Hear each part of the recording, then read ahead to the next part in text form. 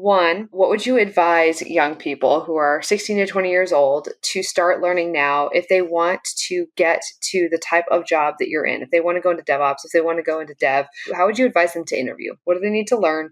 And then how would you advise them to interview to showcase their skills? Those would be super actionable. I will share with you a link to the slide deck that I made for my job in civic actions. It tells about projects you did. I'll share that slide deck and you can share it out with people. We'll link it in the show notes, everybody. My advice, big reason that I've learned how to use a lot of systems is by trying it out. If you ever want a fun rabbit hole, the Google term is home lab, which my home lab, this is not such a humble brag. I am about to cross the 500 terabyte mark at my home lab. When there's data, I probably have it. For those of you listening, that's a lot of storage for data.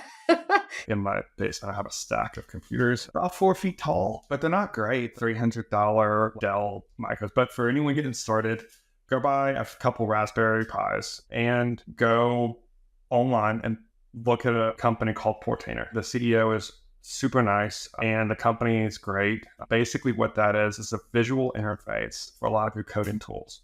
I could not figure out Docker with the command line. When I started out, the command line was very intimidating. Now I love it. I'm like, I don't want your web interface. I want its command line.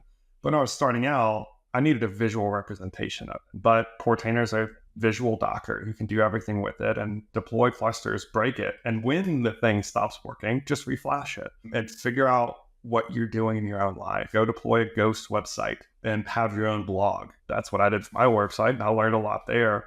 Another one for data is another great company called DBeaver. It's an open source tool. They have a free version. I take the enterprise and it is even, it's work with just more database support, but that's how I learned Postgre.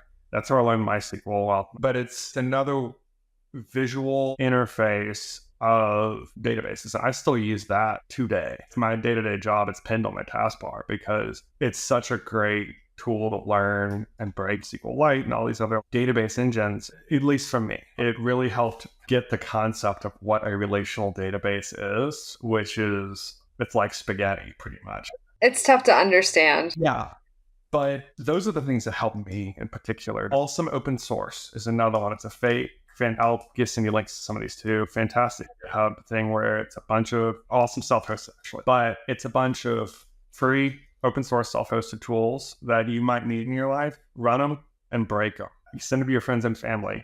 That is a great way to motivate you to have a good back end, because when your grandmother texts you, says this thing that she loves is not working anymore, you figure out real quick how to automate deployments and things. That's a really practical idea. So basically build stuff and then send it to your elderly relatives or your mom and your dad and see if they can break it, because they are users. They will break it and then you'll go, oh shoot, I got to fix this.